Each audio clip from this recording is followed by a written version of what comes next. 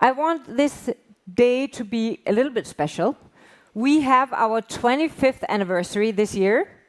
And maybe, you know, for an association, it's not a lot, but we're a tech association. And I can tell you, 25 years ago is a long, long time ago when we look at what has happened, right? I mean, how did tech look 25 years ago? Anybody wants to reflect on that? What did we have 25 years ago? Did we have the mobile phone? At least I remember when I was going out on the discos, right, and I had to be home by 2. I would walk through half of the town to get to a phone booth to call my dad to tell him that I wouldn't be home at 2. So a lot has happened ever since, and there is no doubt when I entered the tech sector more than 25 years ago, 35 years ago, people said, why would you want to be in tech? It's the most boring thing, you know, it's these guys, you know, coding in the basement. And definitely there was no access to the boardroom. Nobody really cared about tech. For me, it was a transforming power of everybody's life. And right now, we see what it means. In prosperity, in peace, in defense, in competitiveness, digital runs the show. So, well, welcome everybody. This is absolutely not time for division. This is time for unity. And I feel a little bit like this year is maybe the biggest chance that we ever have had in Europe in the last 60 years to reboot how we do things. So there is a saying, show me your friends and I shall tell you who you are. Thank you for being friends of digital, friends of mine, friends of Digital Europe, or friends of each other. Let's try to look at the future today. Let's not reflect on everything that we cannot change. All the lack of unity there is. The more we talk about it, but we don't do anything about it, the worse it gets. Let's only talk about solutions. So, one of the solutions that we can do today is that we can make a difference for Ukraine. So without even being political, without even taking big decisions, we can make sure that we can donate for Ukraine. So with that, I would like to ask you to, I don't know if we have the QR code. It was at the end. Maybe you can flip back to the QR code, please, with the AV. There's a QR code where you can donate for children in Ukraine. Digital Europe have started this donation, so I urge you to take a picture of the QR code, big and small. It doesn't have to be big. If your organization cannot take decisions on the fly, maybe you can give a small donation yourself. Digital Europe has also have already started with quite a big donation. So it's non-political, it's for the children of Ukraine. Please do donate and show your support to these people who are suffering from the brutal aggression of Putin in Ukraine. I was awarded with the Peace Prize 2 years ago, not on this stage, but somewhere else at the Masters of Digital. And I must say it's one of my most proud moments, not only because we received the Peace Prize for our work in Ukraine, but also because I looked at the members of the tech community and it made me very proud. Who moved in and moved all the data out of Ukraine? Private sector. Who actually provided endless amount of cybersecurity specialists to help them to protect their critical infrastructure? Private sector. Who donated 30,000 devices for schools and hospitals? Digital Europe and our members. So I don't think the prerogative of making peace lies in the public sector anymore. I think the private sector plays a crucial role and will play an even more crucial role in peace and prosperity of the future. So with that, I am officially kicking off the 25th anniversary of Digital Europe. And I can tell you, if you manage to stay as long as to the final end of this event, you will see the biggest birthday cake ever in that room and share endless amount of champagne and cake for everybody who is staying. I will be gone a little bit at the end, but then I will come back and I will drink champagne and I will eat cake with all of you. So please do stay to the cutting of the cake. With that, let me basically return a little bit. Normally I don't really like slides, but it was too long for me to remember everything that I really wanted to get across. So let me flip a few slides for you. And with this, 2 headlines for this year. Show me your friends and I shall tell you who you are. We don't need to agree on everything. Remember that. We don't necessarily need to have the same language, the same function, be in public and private sector or from the same party to agree, but we need to stay tuned. The next year will really matter for how Europe develops. And I say that not only to the policymakers, but also to the leaders of the companies here. What we do this year will shape the future, and we don't have 5 years. And I think we are shaping the future not only for Europe, but we are shaping the future for the democratic world. And for the people who are, for the countries that are close to the EU but not a member. UK, Norway, Switzerland, Turkey, Ukraine, Moldova, and many other friends that could have been there if we had moved faster and not been caught in doctrines of they're not wealthy enough, they're not this enough, they will bring too much corn, too much cheap labor. We should just have brought them on board. But what we do now matters for the future. So, nations with superior tech will prevail. That's just how it is. From the steam engine to Enigma to now digital defense, energy-saving technologies, drones, AI. It's just how it is. It's always been like that, and it's no different than it was before. But what does it actually mean? What does it mean, prevail? For me, it means 2 things. It means that we have peace and prosperity. But in a liberal democracy, without making money, nobody has prosperity, and nobody has peace. So we need to let companies earn money. We need to let them prevail. We need to let them grow and be strong. Whether that is energy technologies, whether that is health technologies, whether that is drone technologies, it matters. And we need to learn that company needs 2 things. This world of national silos, national procurement, I'm sorry, it doesn't work any longer. It's gone. It's gone. And it was gone in 2008. We never managed to change our governments or our governance structures internally in the EU, but we need scale and speed. We need scale and speed. Innovation cycles are right now on AI down to 2 to 6 weeks. Drones, 2 to 6 weeks. So how are you going to do a procurement in a small country like Denmark, Sweden, or even Germany, that takes you 5 years? In 5 years, the technology doesn't exist any longer. And then somebody is talking about, well, maybe we should have incubators to innovate. We're not an incubator. We are big, strong, really agile companies that is in a global competition. So let's make sure that we focus on what a liberal democracy stands for: strong, innovative, scalable companies.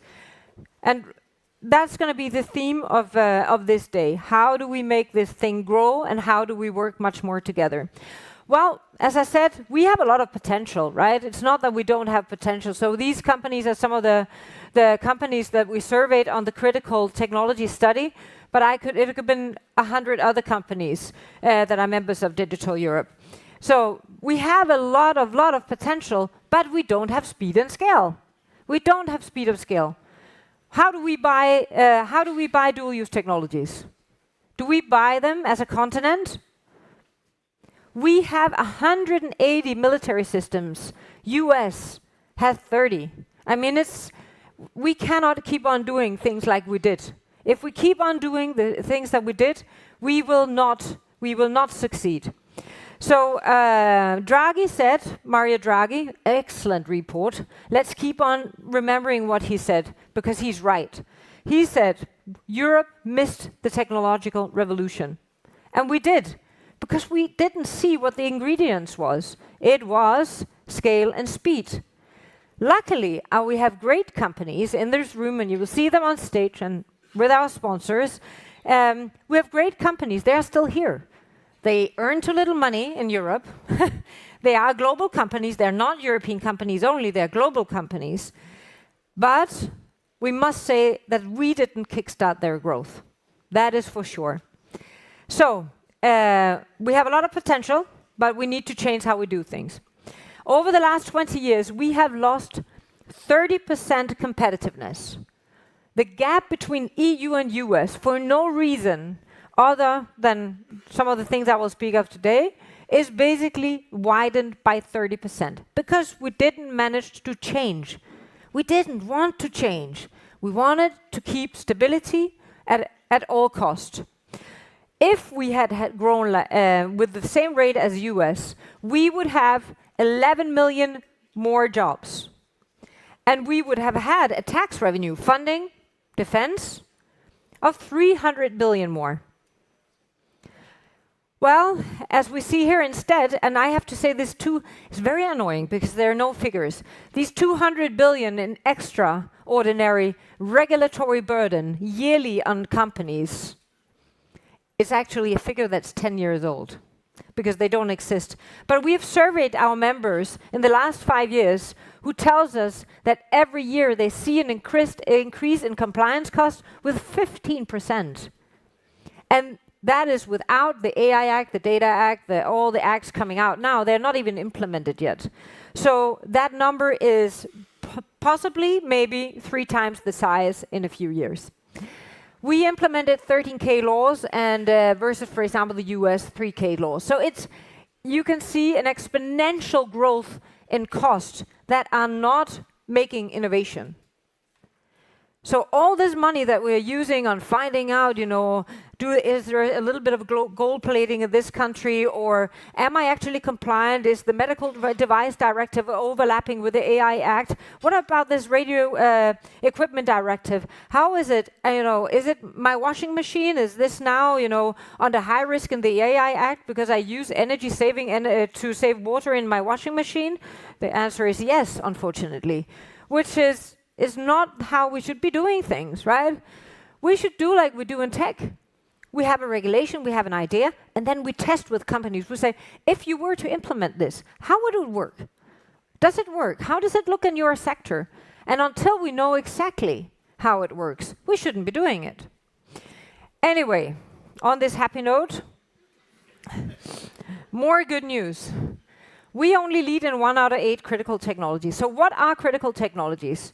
Critical technologies are from China, from US, from Europe, and from NATO, defined technologies that keeps social, economic, and military stability. So, can anybody, do you know what technology we lead in Europe still? Can you guess? Can you guess? No? Okay, connectivity. We are still world leading, and of course it's hard because then there are niches. For example, within energy technology, we are super good in optimization of energy solutions. So there are islands where we are quite competent, as you imagine, with our European champions. But as a continent, the only technology we lead in is connectivity. Semiconductors, really bad. AI, very bad, but with this one we can still do, right? Because you see now some of these fantastic companies in health and energy who's applying the algorithm and basically, changing that into a product which is now innovating totally crazy within their area of expertise. So deployment of AI is not the algorithms and the base technology itself, but what it creates in other sectors is quite amazing, so that's a huge opportunity for us. Well, I know that this was my staff said, you shouldn't be talking about tariff because, this is what Trump is doing and blah, blah, blah. We don't believe in tariffs, by the way. But this is not these are not my numbers. This is like the numbers of IMF. That the internal market barriers are equal to 45% on manufacturing goods and 110 for services. These are not my numbers, so don't kill the messenger, but that's how it is, right? It is really, we are at this flipping point where we have not really, and I said yesterday, it's not that we can say policymakers are all wrong, right? Or, industry shouldn't have done that. I think it's just like, let's leave all that behind. Industry leaders have not engaged enough on EU level, and policymakers have not been busy enough reaching out to see the effect of what they did. And we can start the big blame game, but it doesn't take us anyway. We are here today, and from now on, we work towards more unified way of doing things, and there are solutions on how to address this. Okay, it keeps on going. This one, that we don't have any company that is over 100 billion set up, whereas, for example, the US have 7 now that is worth over 1 trillion. And here, as it says, 300 billion in European savings are diverted annually from the EU market, primarily to the US, because of the fragmentation. So now we know, okay? Now we know. So what do we do? What do we actually do about this? Well, it's certainly not more of the same. So one of the things that we did, and my staff, honestly, I have the best people in the world. Thank you so much, wherever you are out there. We spend a year now, and with all our members, to try to see what can we do about this. How can we solve this problem? How can we be concrete, not just we need to cut the burden, it's just and then everybody tells us about cut the burden, but there is really no content underneath. So, we said, let's cut. And we made 80 proposals in 40 different regulations. Basically, where can we cut? Where can we harmonize definitions? What should not be in scope? What should be in scope? And let's just put it like this. The best cut you can do is the regulation that is not yet in market. So maybe it's time to do what we should have done, test some of the regulations that hasn't been implemented yet. So, but we are looking at, for example, huge amount of cut in reporting burden in sustainability. I mean, SMEs are being suffocated every day from endless amount of, how many liters of this and how many that. In the end, they just go like, listen, I can't do that. But so does big companies. And luckily, we have an amazing president who has, for each DG, told them, you need to cut the burden, and we are working dedicated with GD Connect, with GD Grow, with GD Environment to basically look at and be very concrete. What are our suggestions? I'm sure that we will not get our way on everything, but I really think where there's a will, there's a way. And right now, everybody, to me, it seems, are working towards the same goal of cutting the burden and make scalable markets. So, simplify. Well, one-stop shop for companies. It sounds so odd, but every time we need to go to a new country in Europe, and I can tell you, I started 2 companies, and I was like, okay, maybe I could go to Germany. I'm like, wow, 16 Bundesländer, and they all have different institutions on all the regulations. So I gave up. Maybe I thought, maybe Sweden. They're also different. Okay, yahoo, So. Put yourself in the shoes of a business leader that has 3, 4, if they are lucky, 1 million euros to invest in that year, and they need to grow. I mean, it's impossible. Guys, it's impossible. I'm sorry, right? And then you need to know all these regulations, and you ask, I want to hire somebody in coding, but you need some lawyer to come to and tell you if you're doing right or wrong. So it's not doable. Just give us one place to go and tell us, are we compliant, are we not compliant, what do we need to do, and make it simple. EU, NATO scale procurement. National procurement is nice, but it's teeny-weeny. I mean, for technologies, we need scale. So one of my ideas, for example, is there is for sure 2 front lines, right? There is the front line of the critical infrastructure, water supply, energy supply, airports, hospitals, and the other front line is the real battlefield.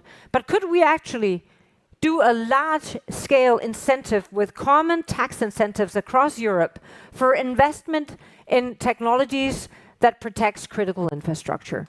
Or could we do a large-scale procurement program for critical and dual-use technologies that protects our critical infrastructure? What would that actually look like? That would be drones, AI, energy optimization, digital twins, all the things that we need should we be at war at one day. All the things we need to make sure that people have water, electricity, that they have airports, that they have hospitals, if the cyber attacks, when the cyber attacks are hitting. So let's break those silos, and last but not least, incentivize, incentivize, incentivize. The tech sector is no longer some kind of philanthropic idea of innovation.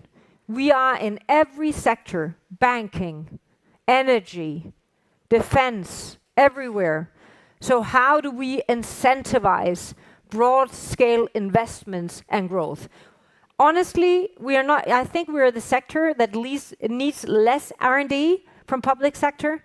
We know how to do our R&D to a large extent. We are very good. I mean, that's what we do. We do innovation. We do research and development. So could we take some of all the funds that goes to, sorry, I shouldn't be saying this. Sorry to agriculture. To some of the things that doesn't give return on investment, and actually put, even, tech in agriculture, optimization, Could we take some of all that money that goes into only research and development and put them into research and development in public procurement?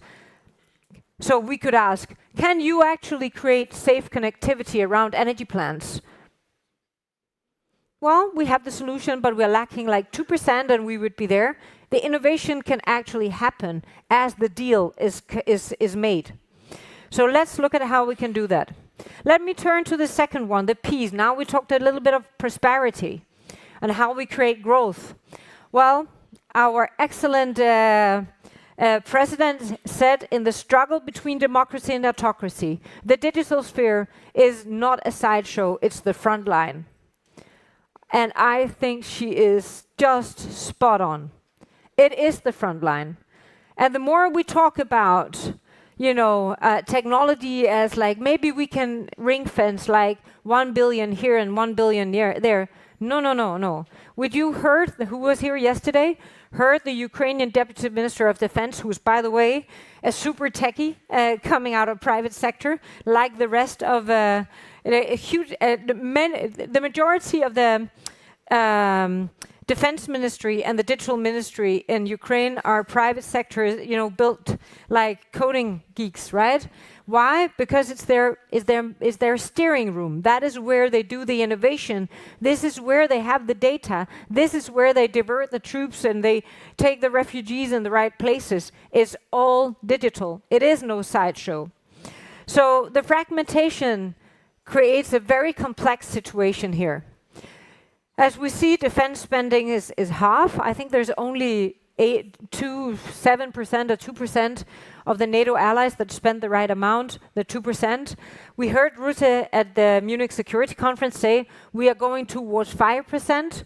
Maybe the extra 3% should actually go to digital defense.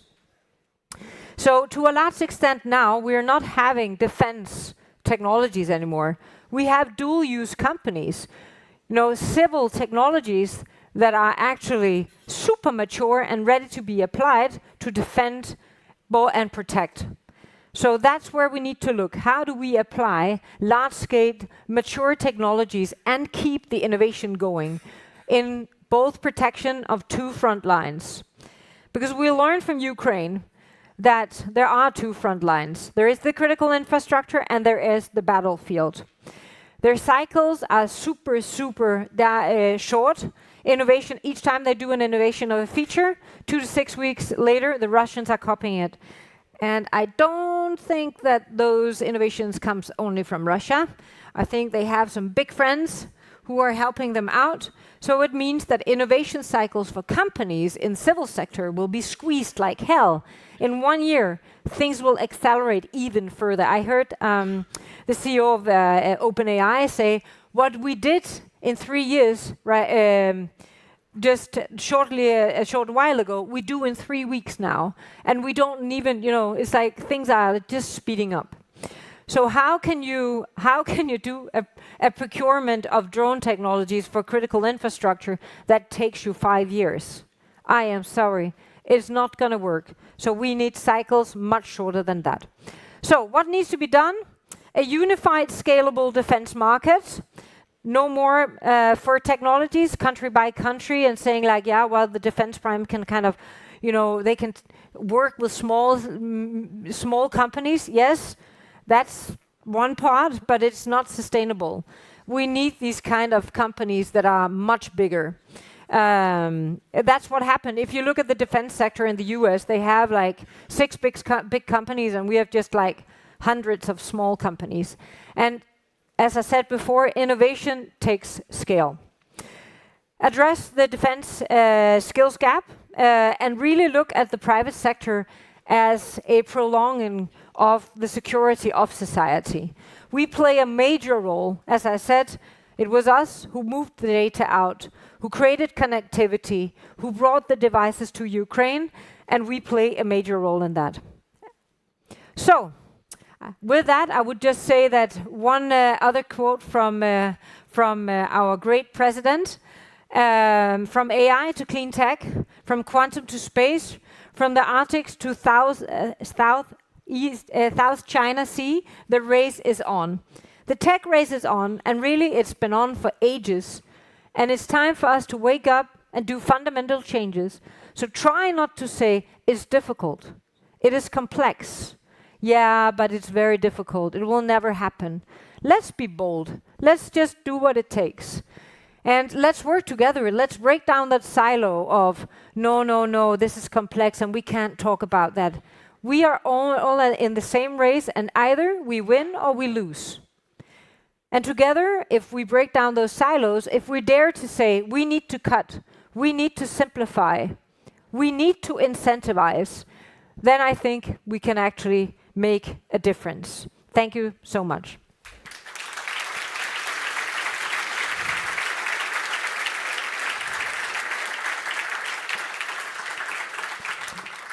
So with that, I want to invite on stage our president of Digital Europe, Peter Weizsäcker. Please come up and just saying, one of those champions of energy technology and previous also from Airbus, right, on defense technologies. Thank you so much, Peter. And I'm looking forward to hear your version on what's going on in Europe and how we can do this better. Thank you. The word is yours. Thank you so much, Cecilia, and thanks for having me. Look,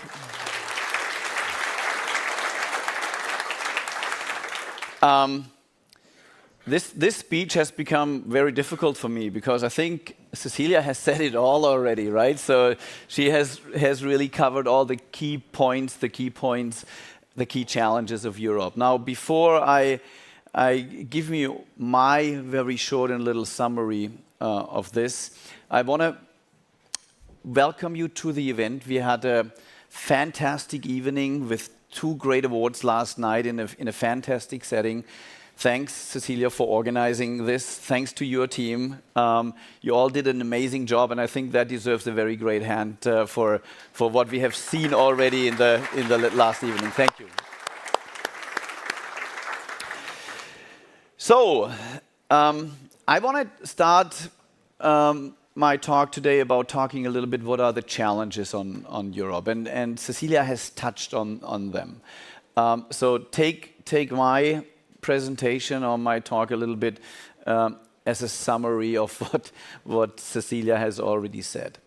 Maybe the topic that I want to start with is investments. Investment being made into Europe, into the European economy by private and by public sector. This is one of our key challenges, that Europe is not attractive for most investors anymore. Investments are going somewhere else. They're going to the US, they're going to Asia, they're going to other places. But Europe has lost the competitiveness to attract investors.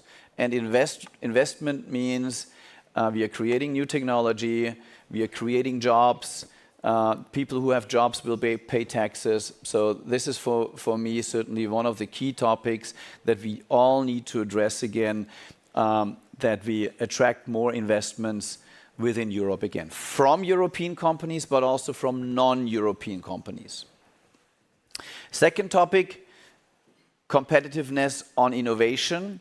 And also clearly, Cecilia has talked about it, so I'm not going to go any deeper into this. We need to make sure that we become competitive on our capability to innovate again.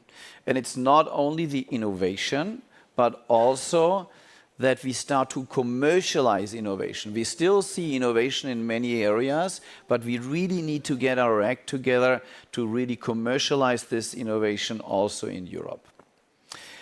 Then, regulatory burdens. We will talk more about this today, right? And we need not more, but smarter regulation in Europe, certainly less.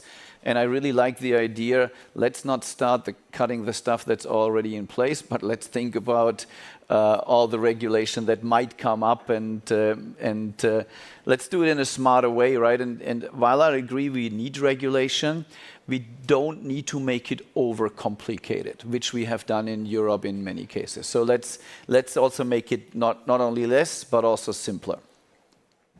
And then certainly, we need to increase our investments into security and make sure that we have the capability to be in charge of our own defense. So that's certainly another important area for us to work on.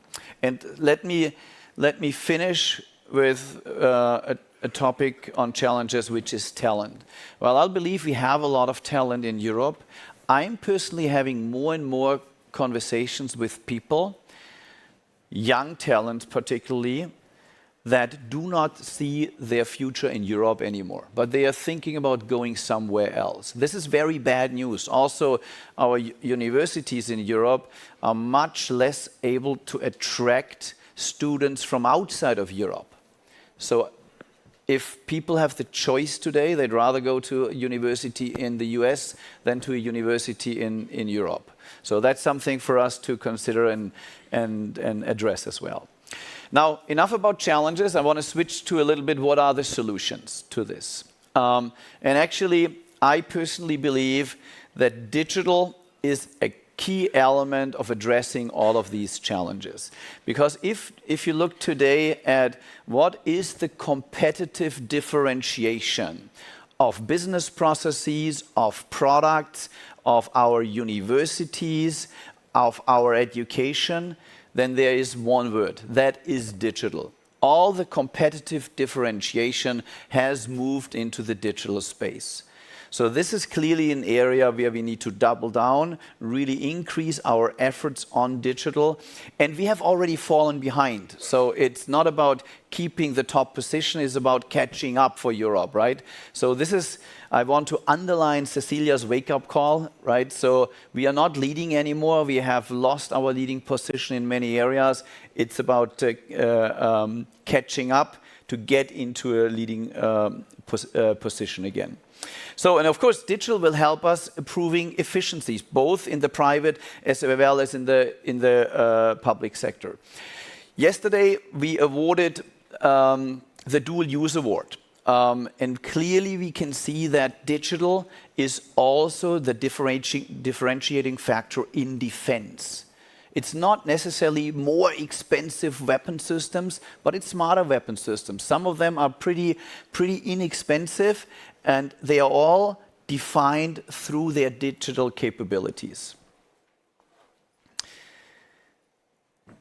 One other topic that is really close to my personal heart is our journey to sustainability, the decarbonization, and that decarbonization has a demand and a supply side. While we certainly all agree that we have to move to more renewable energy on the supply side, it's equally important that on the demand side, we become much better, much smarter how we use our energy. Today, the technologies are available to reduce our energy consumption to up to 60%. And the best energy is the energy that we don't even have to produce. So we need to really double down on our energy transformation. And that might be an area where we can still be leading in Europe. We are still certainly in a quite good position on this one. But let's not forget about China here, right? China has the strongest capabilities on solar. They have the strongest capabilities on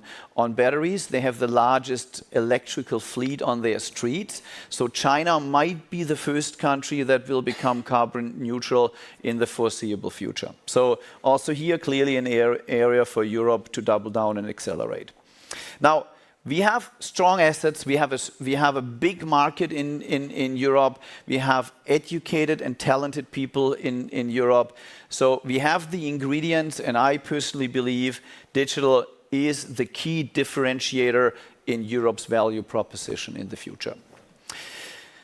Now let me move to the transatlantic relationships. Well, the transatlantic relationships have become a bit more challenging without any doubt, right? But I firmly believe we need to find ways, maybe new ways, how we work together with our friends from the US.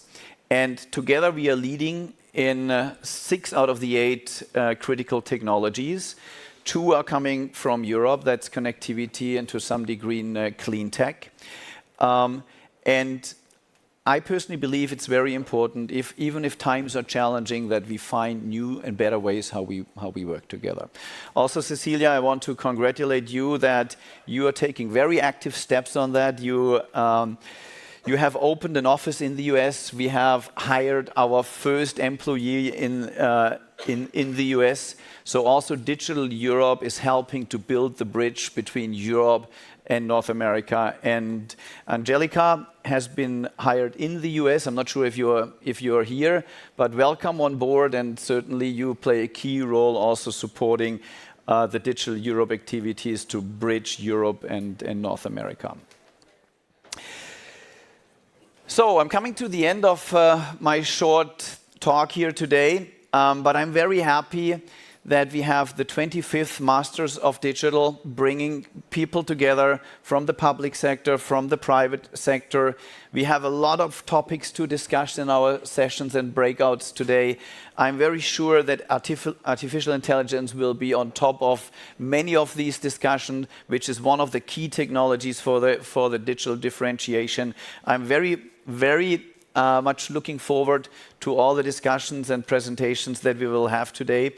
So, and with this, I want to turn back the floor to you, Cecilia, and I wish all of us really a great day here in Brussels. Thank you very much. Thank you so much.